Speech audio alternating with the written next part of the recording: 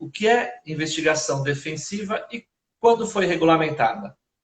Perfeito. Aí a gente tem um combo, né? Três perguntas em uma. Vamos tentar fazer um apanhado aqui para iniciar com essa premissa. Então, em uma linha, se eu puder resumir, investigação defensiva seria a profissionalização da produção de provas por parte da advocacia. Então, a investigação defensiva parte do pressuposto de uma advocacia proativa, né, e não reativa, de uma advocacia autônoma, né, e não dependente do trabalho, por exemplo, estatal, por meio das suas agências de controle, as agências de persecução.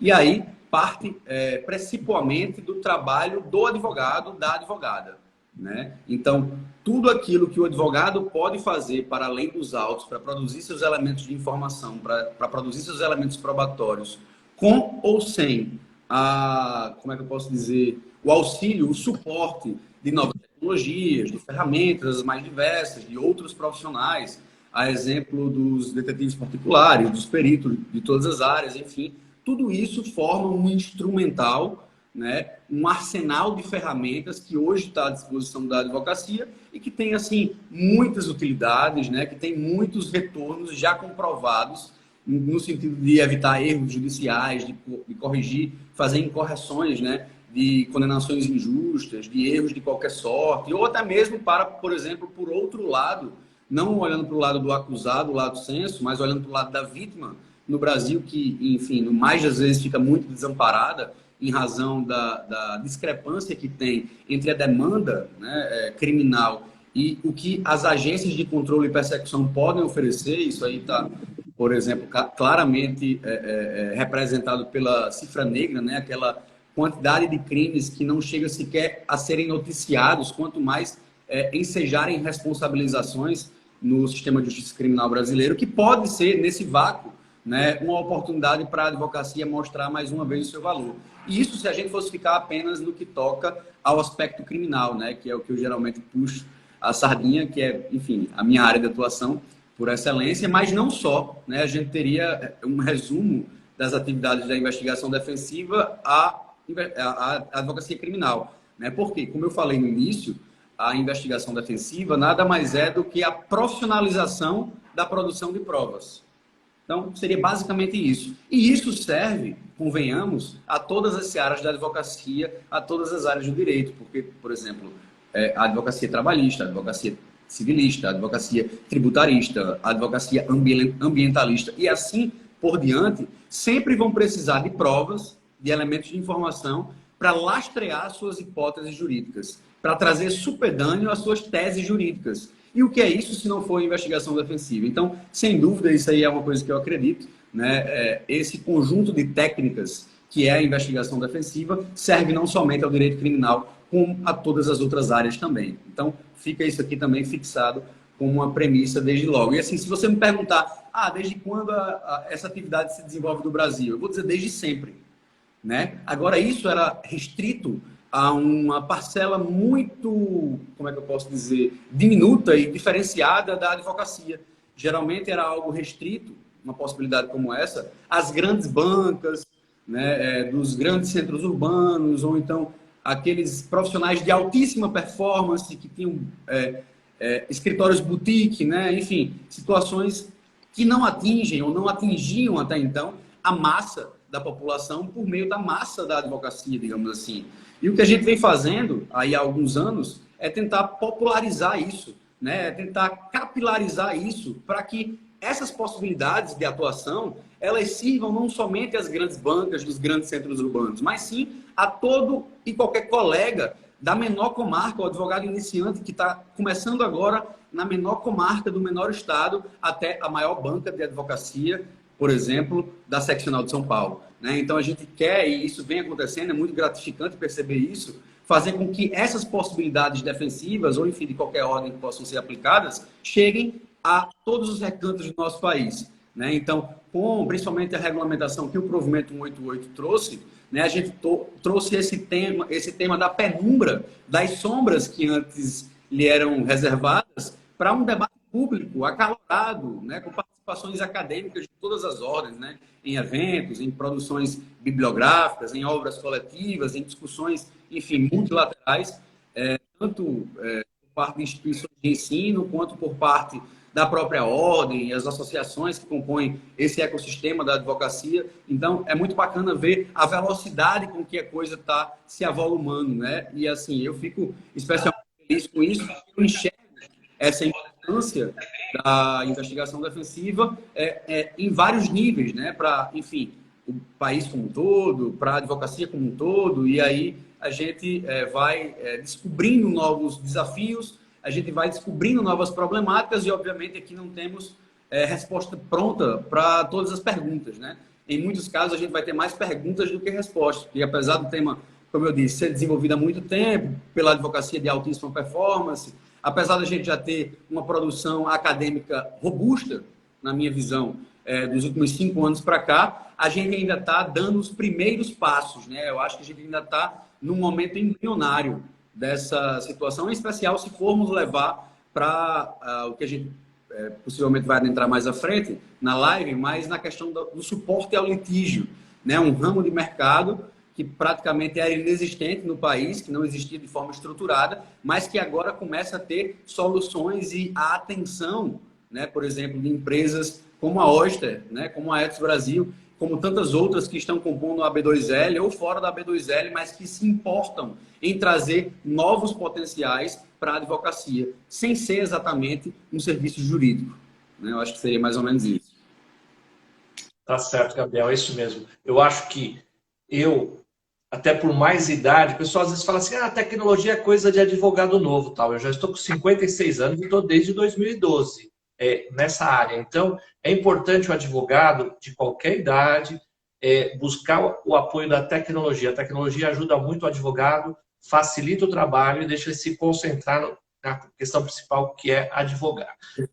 Aproveito para falar para quem está nos assistindo, para seguir nossos perfis nas redes sociais, perfil da Oyster, no Instagram, no YouTube, meu perfil, Marcos Cabelo, e do nosso palestrante, Gabriel Bulhões, ND. Tá? Seguindo, e se você tiver alguma dúvida, alguma pergunta, manda no chat.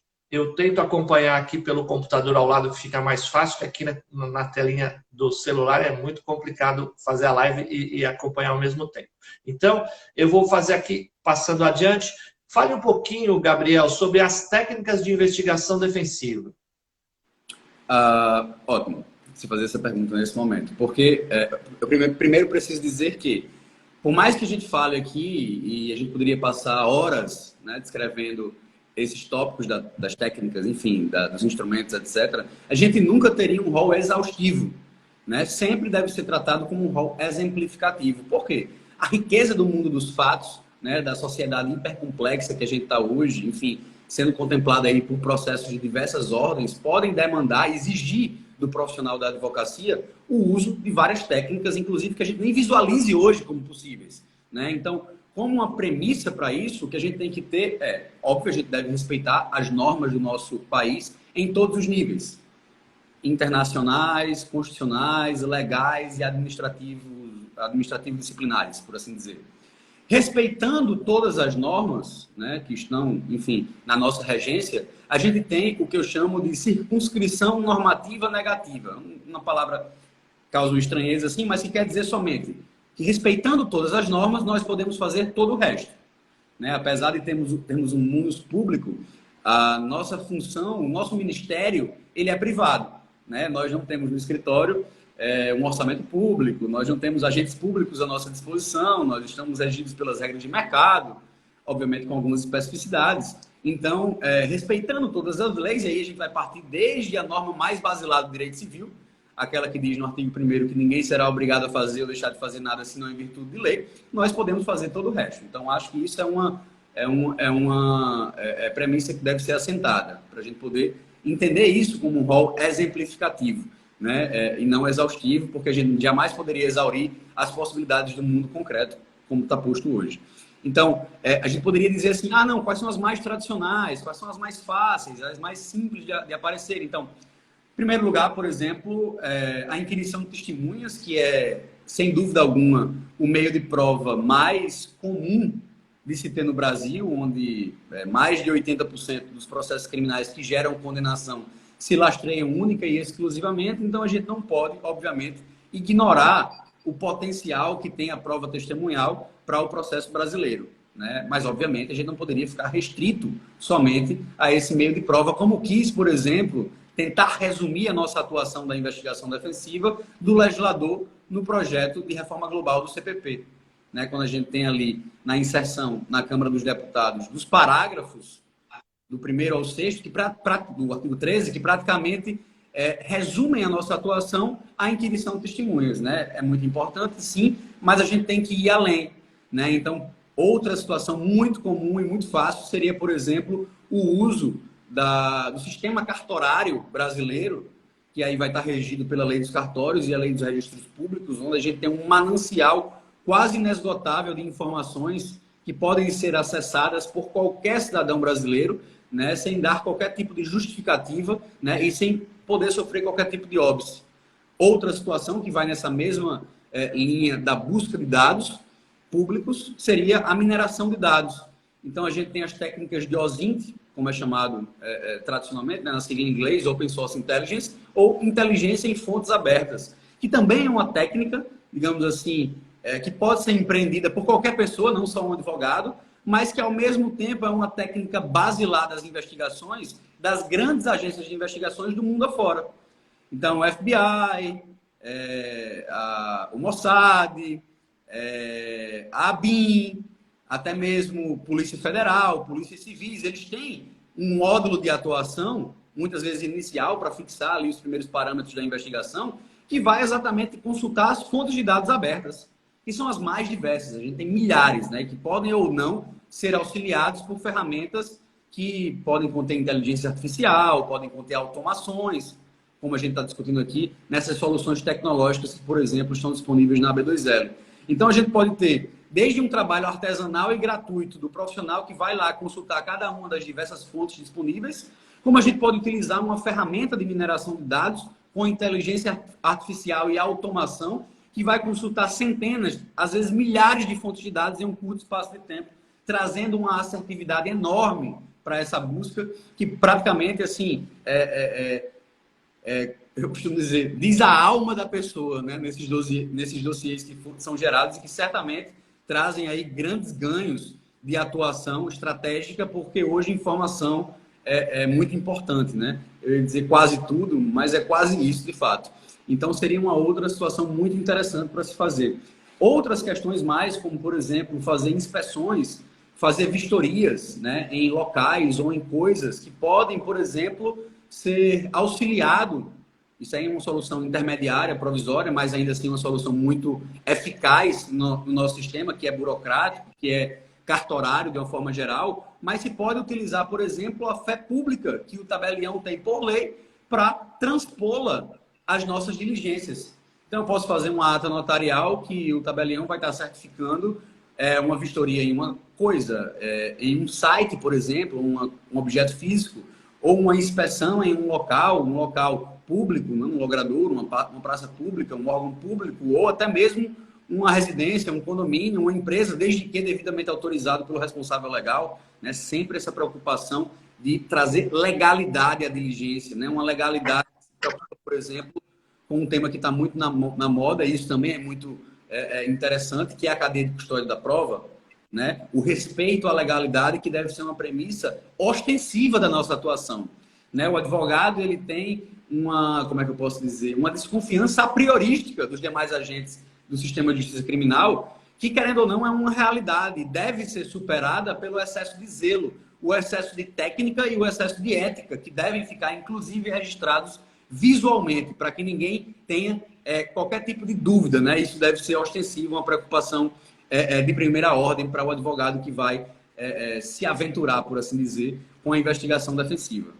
Seria mais ou menos isso. Mas outras coisas mais poderiam sair, né? Situações as mais diversas, como perícias de qualquer área do saber, ou perícias transdisciplinares, né? Ou o uso de uma figura já muito conhecida, porém pouco utilizada pela advocacia, que é a do detetive particular, né? Que tem um diploma legal próprio já há alguns anos no Brasil e que, enfim, tem uma atividade um tanto quanto ainda desconhecida, né? Mas que pode ser a longa-manos da atividade da advocacia investigativa, do advogado que não tem condições de tempo de fazer uma diligência, uma campana, de despachar em vários cartórios, órgãos públicos, enfim, para obter determinada informação, e que, ao contrário do delegado de polícia, por exemplo, que tem os agentes à sua disposição, né, do Ministério Público, que tem agentes cedidos à sua disposição, nós não temos no nosso escritório.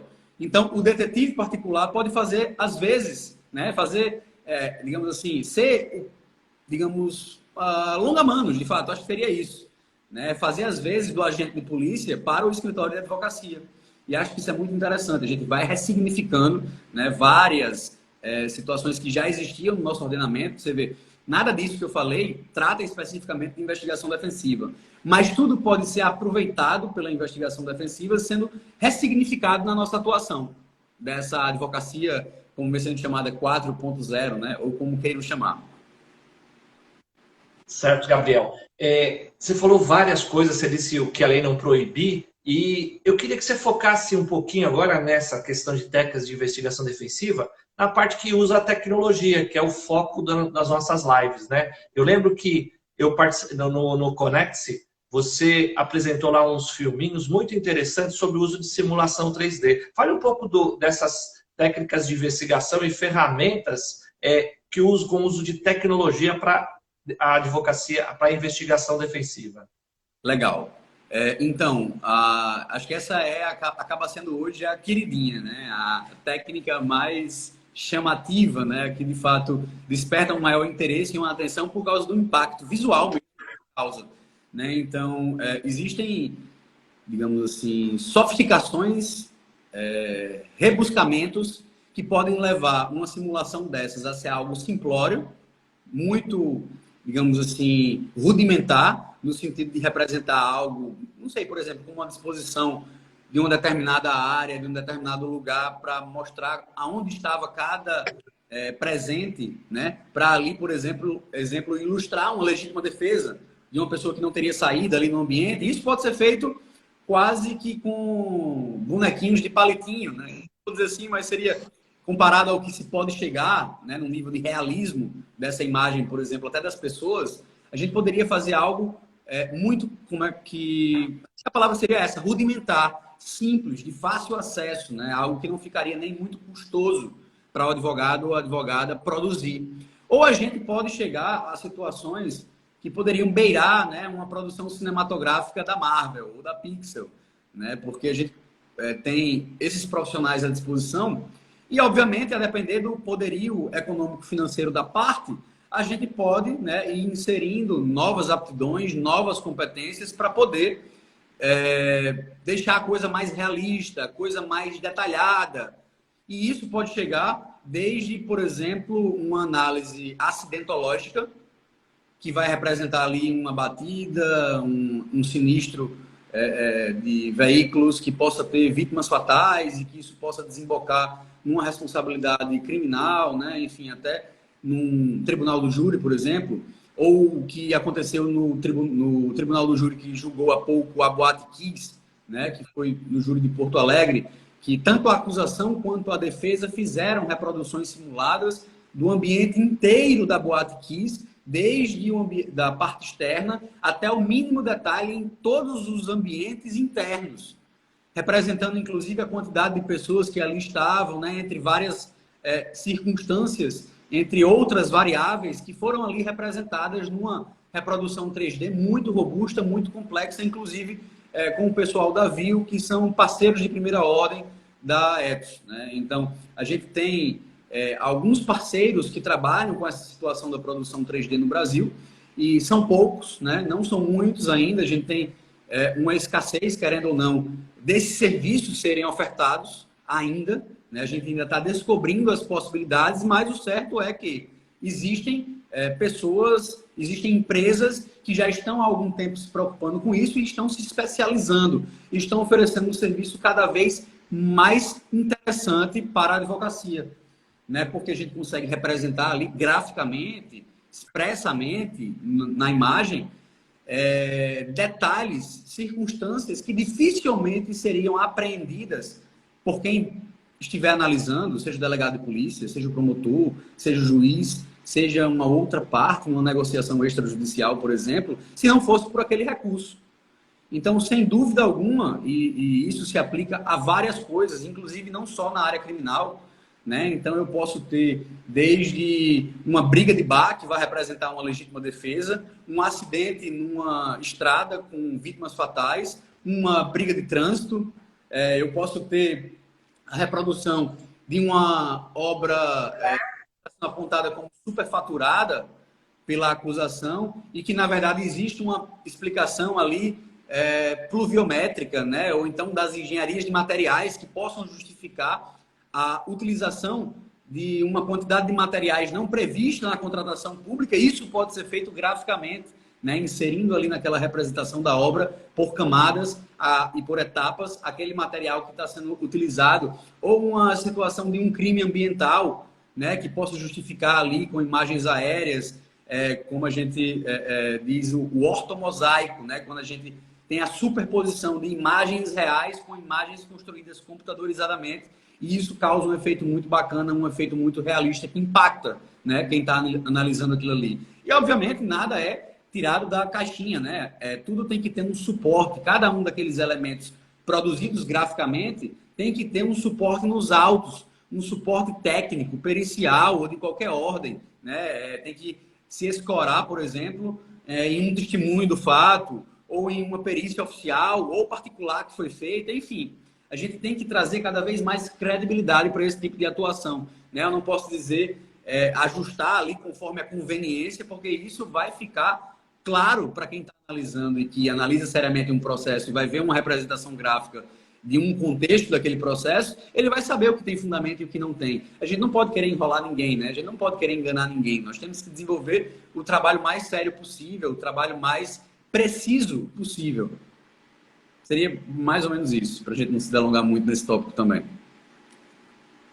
Gabriel, infelizmente não dá para você descrever, mas eu vou avisar aqui o pessoal que nos assistem que na quarta edição do Conecte-se, se você quiser jogar no YouTube e pesquisar lá, quarto Conecte-se, vai ter a palestra do Bulhões e lá por volta do minuto 36, eu estou até aqui acompanhando na tela lateral aqui, você consegue ver essa reprodução de uma simulação de uma legítima defesa 3D. No caso, ele explicou, a pessoa estava sentada numa cadeira, tinha uma árvore atrás, a pessoa tentou sacar a arma, ele não tinha para onde fugir e ele estava justificando ter dado mais de um tiro na pessoa. E também tem um outro da dinâmica do acidente, um caminhão vindo numa direção, um carro numa outra, alegação de que o carro tinha invadido, que o caminhão tinha invadido, e com análise das marcas de chão, a posição dos veículos, é possível determinar quem estava com a versão verdadeira. É o uso da tecnologia aliada ao direito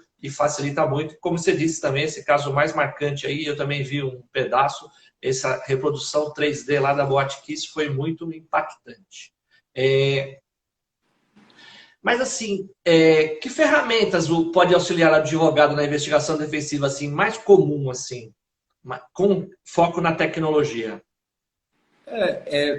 Acho que as mais comuns que a gente vê hoje, Marcos, assim, sem contar as analógicas, né? Então, inquirição de testemunhas, utilização de detetives particulares, diligências em cartórios, em órgãos públicos, com base na lei de acesso à informação também, que é algo muito possível e pouco utilizado, né? Eu resumiria as mais comuns e mais aplicáveis nessas duas: o data mining, que seria a mineração de dados, como fazer a inteligência em fontes abertas, né? Essa pesquisa de fontes públicas de informações, que pode ou não ser auxiliado por várias ferramentas tecnológicas que estão hoje à disposição, né? Algumas delas conseguindo depurar, por assim dizer, milhares de fontes de dados nacionais e internacionais em poucos segundos, né? Sobre qualquer alvo, pessoa física ou jurídica, e a reprodução simulada em 3D, né? Mas, para além disso, a gente teria outras questões mais que auxiliam não só a advocacia investigativa, mas hoje a advocacia como um todo, como, por exemplo, a utilização de bots para monitoramento de áreas oficiais ou de fontes de uma forma geral, numa situação, digamos assim, contínua, né? Não somente numa busca retrospectiva. E aí a Oyster, né, obviamente, comanda o mercado nacional. A gente tem a possibilidade de fazer robôs também, que poderiam ser contemplados pela atividade da Oyster, de automações, né? Automações documentais, principalmente na parte de autuação dos autos de investigação defensiva, do inquérito defensivo, como queiram chamar. Mas, assim, hoje o que eu acho que é mais interessante, como a gente tem um mundo despontando aí a ser descoberto, o que é mais interessante para a advocacia, para os colegas de uma forma geral, é que entendam esse contexto de uma forma ampla, né? Fixem essas premissas básicas, que algumas delas a gente colocou aqui, e usem a sua criatividade desde que respeitadas as leis. Usar a criatividade, estar preparado para esses desafios é o que vai fazer em cada caso concreto vocês terem a solução adequada. E não existe uma fórmula matemática mágica, não existe uma receita de bolo que vai contemplar todos os casos possíveis e imagináveis. Isso seria absolutamente impossível. O que precisa é você colocar os óculos, as lentes da investigação defensiva e aprender a analisar os fenômenos que são postos, os fenômenos jurídicos, que são fatos sociais, com reflexos jurídicos, a partir dessa ótica, né? Porque aí vocês vão vislumbrar várias possibilidades, inclusive que nem muitas vezes passou pela minha cabeça ou pela cabeça do Marcos, né? O que importa na minha visão para esse momento é isso. Então, tem empresas que são especializadas em auxiliar os advogados, né? O que faz uma empresa de suporte a litígios de complexidade? Legal essa pergunta. E acho que tanto a Oyster, não sei se classifica assim, na classificação que eu tenho, eu colocaria a Oyster como também uma empresa de suporte a litígio, né? Como a Ethos Brasil e como algumas outras mais, que passam a se identificar com esse ramo de mercado, que até bem pouco tempo era inexistente no país, que existia em iniciativas isoladas, mas não de uma forma estruturada como um ramo de mercado, e que principalmente após o provimento 188, com a advocacia descobrindo em massa essas possibilidades, né, surge aí esse foco de mercado, despertando a atenção de alguns empreendedores que desde então passam a desenvolver soluções tanto analógicas quanto principalmente tecnológicas que vêm de fora do direito, sem contemplar especificamente, necessariamente, aspectos jurídicos, mas que vêm para potencializar a atividade da advocacia. Tudo aquilo que vem para potencializar a atividade da advocacia e não é um serviço jurídico, na minha visão, é um serviço de suporte ao litígio. Suporte ao litígio porque litígio é o que a gente lida no dia a dia, na advocacia. E o suporte a esse litígio é exatamente a inundação da advocacia a partir dessas várias ferramentas, né, desses vários recursos, desses outros profissionais auxiliares, os mais diversos, que podem vir a somar conosco. Deixa eu fazer uma pergunta para você, um pouquinho fora do tema, mas eu acho muito importante. Você citou ata notarial. Por previsão legal, os cartórios têm um monopólio dessa questão de fazer uma ata notarial. Só que nós, advogados mais especializados em tecnologia, sabemos que é muito fácil você dar uma informação falsa para o notário e o notário dar um ato de uma sensação de legalidade a algo que não existe. O que você acha dessas empresas que buscam tornar melhor a captação da prova, deixar mostrar cadeia de custódia, fazer tudo isso? Você já utilizou essas empresas? Você acha que dá para a gente no Brasil fugir do monopólio da ata notarial? Sim, com certeza. Mas aí a gente tem que incluir um componente que é do viés estratégico. Vou lembrar aqui do nosso amigo Alexandre Moraes da Rosa, quando traz a teoria dos jogos aqui para aplicar ao processo judicial. Né? Muitas vezes, conhecendo os jogadores, como podem assim ser colocados, né? E tendo, por exemplo, um perfil mais conservador no promotor ou no juiz, por exemplo, da causa, pode ter um impacto maior uma ata notarial, porque ele está acostumado com essa sistemática, ele confere muita fé ao tabelionato, né? Ele, enfim, já lida com isso há muito tempo, sabe o que sabe como funciona, mas, por outro lado, né, a gente que entende os aspectos técnicos da produção, por exemplo, da prova digital, sabe muito bem das vulnerabilidades que existem na formação de uma ata notarial para certificar uma situação de um site, de uma mensagem de um WhatsApp, um e-mail recebido ou enviado e coisas do tipo. Né? Existe essa vulnerabilidade. Obviamente que a gente tem que fazer uma análise de custo-benefício, mas eu sou sempre partidário de que, se for possível, se deve produzir o maior número de elementos, porque a gente não sabe qual vai ter a captura psíquica do nosso interlocutor, se vai ser a ata notarial ou vai ser o laudo do Verifact, por exemplo, que eu já cito aqui como uma empresa que faz esse tipo de serviço de uma forma muito interessante, robusta, né? Facilitada, né? Digamos assim, desde o ponto de vista do custo e do tempo também, para se utilizar, por exemplo, de uma forma muito mais em conta do que a ata notarial, muito mais robusta e segura do que a ata notarial, mas que muitas vezes pode não despertar a atenção e a segurança que o juiz teria numa ata notarial. Então, eu posso produzir esses dois elementos, né, se possível for e adequado ao caso, e a gente vai ali ter um duplo impacto no nosso interlocutor, seja ele a autoridade policial, ministerial ou judicial. Então, o Verifact é uma situação que eu uso sempre que cabe. E como ela também, que produz uma gravação de tela, um código hash para garantir a autenticidade daquele elemento produzido, um laudo técnico automatizado, que faz às vezes de um perito em computação forense. Então isso é algo fantástico, né? Que facilita, inclusive, a utilização da própria prova técnica em computação forense. Ou outras mais, como por exemplo a Original My, né? Que faz a indexação de qualquer elemento, enfim, em blockchain. Né? Blockchain, que é uma tecnologia nova, muito inovadora, que garante a autenticidade, a auditabilidade, né? A controladoria eternamente, de uma forma imutável, de uma forma absolutamente segura. Então, esses recursos, eles devem ser, digamos assim, utilizados sempre que possível e houver a possibilidade, obviamente, orçamentária, né, do caso. Mas sou absolutamente a favor, utilizo sempre que possível, inclusive de uma forma bastante rotineira, tanto uma quanto outra aqui nos casos do escritório, nos casos da ETS, enfim.